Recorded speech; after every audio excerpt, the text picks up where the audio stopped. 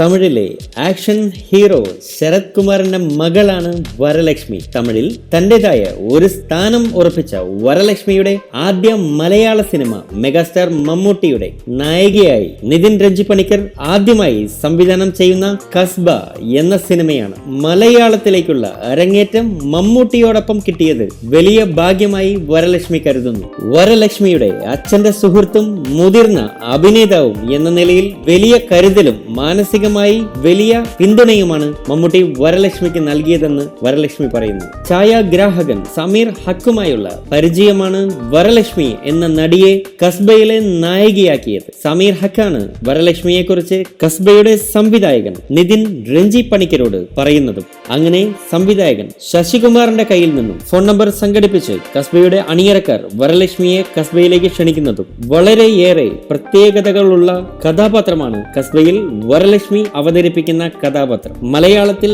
കൂടുതൽ നല്ല സിനിമകൾ ചെയ്യാൻ വരലക്ഷ്മിക്ക് താല്പര്യമുണ്ട്. നല്ല തിരക്കഥകളും നല്ല കഥാപാത്രങ്ങളും ലഭിച്ചാൽ സിനിമയിൽ തന്നെ തുടരാനാണ് തീരുമാനം. തമിഴിൽ ആക്ഷൻ ഹീറോ അർജുന്റെ ഒപ്പം ചെയ്യുന്ന സിനിമയാണ് വരലക്ഷ്മിയുടെ അടുത്ത സിനിമ. അതിൽ ഒരു പോലീസ് ഓഫീസറുടെ വേഷമാണ് വരലക്ഷ്മിയുടേത്. കൂടാതെ ഒരു തമിഴ് ഹൊറർ സിനിമയിൽ കൂടി വരലക്ഷ്മി അഭിനയിക്കുന്നുണ്ട്. മലയാളം ഭാഷ സംസാരിക്കാൻ അറിയില്ലെങ്കിലും കേട്ടാൽ മനസ്സിലാകും. കാരണം വരലക്ഷ്മി പഠിച്ചതെല്ലാം മലയാളികൾ നടത്തുന്ന കോളേജിലാണ്. മലയാളം പഠിച്ച് മലയാളത്തിൽ പഞ്ച് ചെയ്യണമെന്ന് വരലക്ഷ്മിക്ക് ആഗ്രഹമുണ്ട്. ഭാവിയിൽ സിനിമ സംവിധാനം ചെയ്യുകയെന്നതും വരലക്ഷ്മിയുടെ സ്വപ്നമാണ്. വളരെ ബുദ്ധിമതിയും നല്ലൊരു അഭിനേത്രിയുമായ വരലക്ഷ്മി ശരത് കുമാറിന് സിനിമയിൽ വലിയൊരു ഭാവിയുണ്ട്.